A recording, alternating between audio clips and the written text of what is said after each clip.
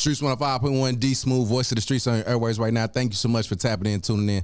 Of course, look, if you tapping in, you know it's back. We back up here at the streets. If you have not, make sure you follow Streets 105.1 on all social medias, all platforms, and download the app, okay? Because look, we real official. We official like a referee with a whistle. Today, I have the City League in the building, of course. I've been trying to get Miss Allison up here for some time now, and I finally got her. Miss Allison Cousins of City League is in the building. How you doing today? I'm great. Thanks for having me. No, thank you so much for taking the time out to come up and grace us with your presence on the streets. We appreciate you so much. I'm going to briefly give them a little bit about what you do, but I want you to give us the whole introduction. When I met this lady, like it was incredible energy, and we met we met because we met through email, and you had the most incredible energy, and what you're doing for St. Louis, for SLPS, is phenomenal. So I wanted you to just go ahead, let the people know who you are, let them know what you do, Miss Allison. Thanks for having me. I appreciate you giving me an opportunity to share my vision and my passion with the city. So, how it started was I was a teacher at a charter school in St. Louis, and our school became a full kindergarten through 8th grade, and we didn't have any athletics programs. And that's kind of part of the landscape if you go 10 minutes west of the city. But in the city, full, robust, really integrated programs at the middle school level weren't happening in the charter schools. And so I went to our athletic director, or our administrator, and said, what are we going to do for kids for sports? And she was like, what do you want to do, Allison? So ultimately prompted me to start talking to other schools and see what they were doing, and largely there was not much going on. So I started a little league.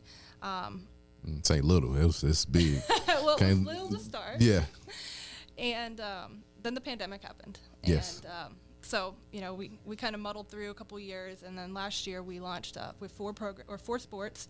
So we got cross country, volleyball, basketball, and boys and girls divisions, and incorporated as a nonprofit. So I was teaching full time, and I was athletic director, and it was way too much to kind of manage, and it wasn't sustainable. So we transitioned into a nonprofit. So I'm building that full time now, and really appreciate the opportunity to share my vision, because it's going to take the whole city to get behind this. Definitely. And I got to give a shout out to TJ, because that's also how we met. Shout out to TJ. When she sees this video, big shout out to you. Love you. Thank you for everything that you do.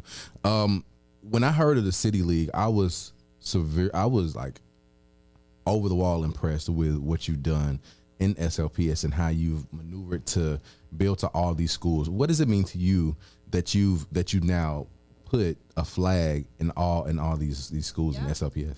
So actually, I want to make a quick clarification. Right now, we're just in charter schools. Okay. We would love to eventually create the name is City League, because we would love to offer sports opportunities to the entire city, including SLPS. So we have definitely built our vision to incorporate. Basically, what we want to do is be able to offer free school sport opportunities to all middle school kids in the city by the next 10 years. Absolutely. And so, yes, also shouting out Trace James. She's amazing. Yes, she is. Yes, she is. Yeah. So talking about all the sports that you guys have now going on in all the charter schools, you said 4. What are those? We got cross country, volleyball, basketball, and soccer. Absolutely. And okay. We're gonna add track and field next. All right, now I might have to. I might be a basketball coach. How about that? I was gonna ask, what's your sport? I'm going basketball. Yeah, I was a basketball player, so I might do a little coaching in the City League. So we'll talk about that off air, but definitely let me know. All right, can I turn it around on you for a minute? Okay, go ahead. All right, what's your favorite sports moment of your career? When I made the freshman team in high school, that was my favorite sports moment. It didn't last too long, but I made it, so okay. I go there. Yeah. And yours? I would say mine was in high school. I scored 1,000 points, and in basketball, and they stopped the game. Wait a minute now. Wait, you scored 1,000? Yeah, I did. Okay, all right. They stopped the game, and I knew it was I was 19 points away. Mm-hmm. At the start of the game, and so I was super hot. I think I scored 19 in the first half. They stopped the game. They gave me the game ball, called my parents onto the court, and then I don't think I scored another point for the rest of it. But that was it. That was I a love big it. moment. I love it. Yeah. Being now that you're able to provide these memories for kids these days, what does that mean to you for the opportunity to be able to do that?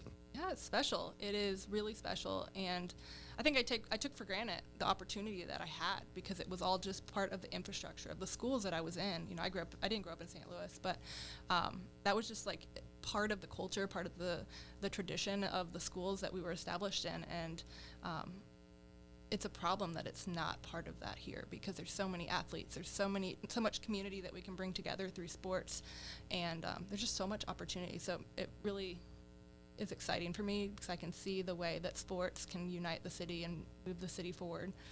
We talked about your goal, and that sort of sounds like your goal or your manifestation when it came to creating the City League. What mindset were you in? And take us back to that time when you were like, our schools need this. So I think my mindset around anything is when you find a problem and you know what the solution is, you have to move towards the solution. And there's a lot of people that are like, I have an idea, but then they don't do anything to pursue that idea. And so I think, my mindset is we just have to take one step forward, one step forward, one step forward. And, that's what we want to teach the kids to do when they're learning too, right? Everything is going to be hard when you start, but if you take baby steps, and it gets easier as you continue to do it. And so, we started as just a basketball league right before the pandemic, and then we had the next year we had we had cross country and soccer, and then the next year we had all 4 sports. So I didn't just start, and we weren't a full organization when we started, but kind of all taking it in stride and learning as we go, and just embodying that growth mindset. I love it. And now that you, like you said, you have grown to 4 schools and I'm sorry, not 4 schools, but 4 sports, and you have amassed, I'm pretty sure, many students. What do you find is your most treasurable moment when it comes to all the kids and all the sports leagues? That's a great question. I think it's all the intangibles, and particularly I have one memory. It was we have a regular season for all of our sports, and then the city championship tournament. Okay. They're playing for something, and every game means something. It's a little bit more weight on it. And so during the city championship, there was 2 teams that had been kind of neck and neck, first and second place all season long, and there was some tension. There's excitement, there's adrenaline, and these 2 guys like chested up on each other, and the ref immediately calls a T, and I was like, all right, let's all take a minute and de-escalate the situation, Yeah. And, eventually I think, everybody kind of took a deep breath, and I called the ref over. I was there, and I was like, hey, I want you to go over there and have those 2 kids, like, basically shake hands and, like, put that behind them so that the rest of the game can go smoothly. And they did that, and it was just kind of a beautiful moment. That's in a sports. that's a great sportsmanship thing too. Yeah, and so kind of like setting that precedent of what kind of league this is going to be. This is going to be the kind where we're gonna be competitive, but we're also going to be good people. Absolutely. I find it that sports builds character, and I'm pretty sure you found it the same way. What growth have you seen in some of the students that you've coached or that have been enrolled in the City League? I love that you asked that because that's the mission. Yeah. The whole mission behind it is using sports as a vehicle to develop the kids, right? Yes. And that's character, and that's school, and that's relationships. We do a survey at the end of every sport because, like, as a nonprofit, you have to collect data to measure what your impact is. And right now, what we're measuring is the improvement in your academics, the improvement in your peer relationships, improvement in your own personal confidence and self-esteem, and then your behavior and your leadership opportunities at school. Just a tangible example, I coached because I was teaching at the school, and then I left to pursue building this. I stayed on to coach that school's volleyball team because I wanted to see those kids through. They were my babies in 4th grade. And So, I would come in for practice in the afternoon, and, like, rather than coming up to me and be like, hey, coach, they'd be like, Coach, go talk to Mr. Morgan. I turned in my assignment, and I can play this week because I got it all in, know. But that's, like, real life, tangible, practical experience of, in order for you to participate, you have to turn in your assignments. Absolutely. And, give your best in the classroom, too. I love it. I love the fact that they're striving to be better. They're striving to become more. They're striving to be in a place where sports is something that is going to propel them to be academically sane and academically aware. when you hear those things, how does it make you feel? Oh, it's awesome. I mean, that's just why you do it, right? Like you want to see that progress, and you want to see, the kids create their own motivation. Mm-hmm. And so sports is a tool to do that because they want to play so bad and they love something. They're so passionate about something and they're finding their thing. Absolutely. What do you think what do you say is going to be the goal for the City League? I know we talked a little bit about it off air, but I wanted you to talk about it on air and let people know, like, what's your personal goal for the City League? It's a big goal. Are you ready? Yes, I'm definitely. I hope y'all ready. All right. So we want to evolve in 3 phases. Right now as a nonprofit, we're 10 months old as an organization, and with that, we have to look at how we're going to be sustainable in terms of funding, because nonprofits are largely funded by philanthropic support, whether it be through corporations or gifts from the community or events, but we have to figure out a way to be sustainable. And so phase 1 is really building the foundation with funding and also establishing a presence with the current schools that we're working with. Right now we have 12.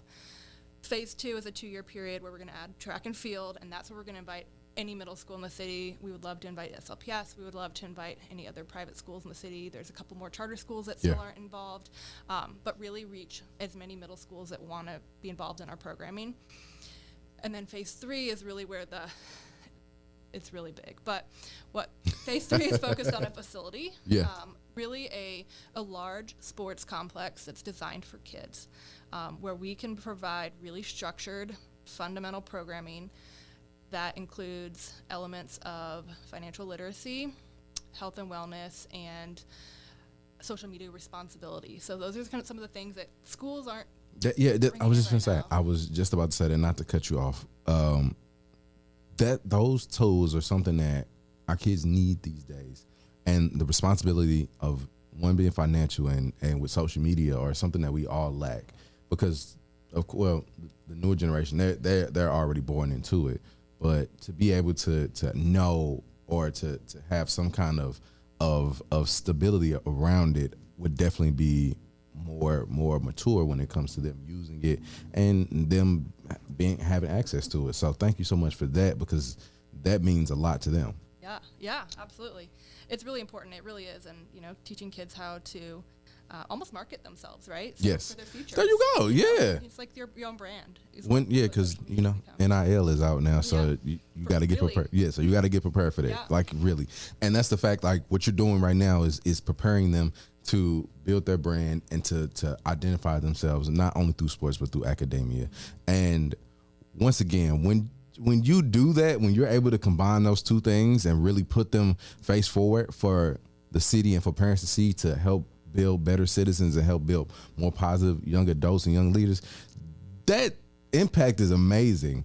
And that's my question to you. When you know that you are carrying the weight of a lot of all these young adults and all these young leaders, how do you manage that, Miss Allison? Like, how do you continue to keep going?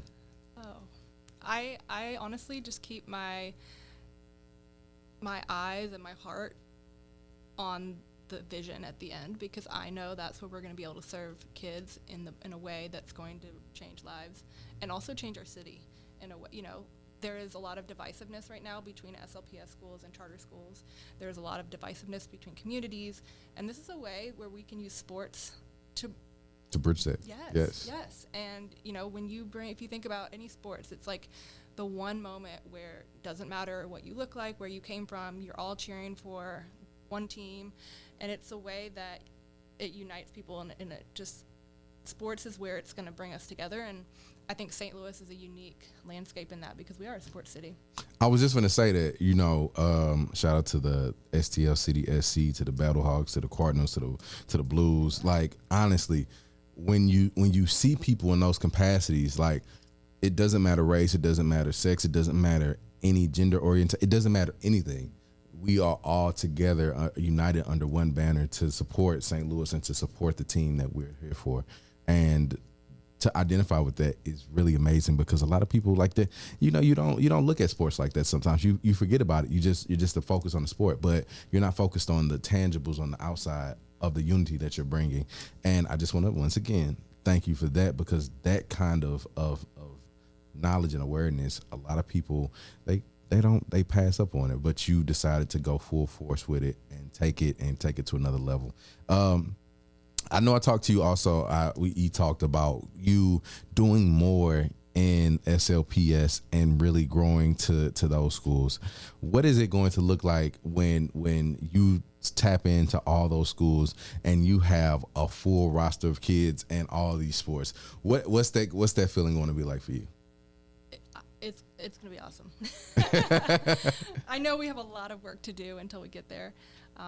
But I mean, just seeing kids play, last year they didn't have uniforms, but they were on the court, and I was like, this is a win.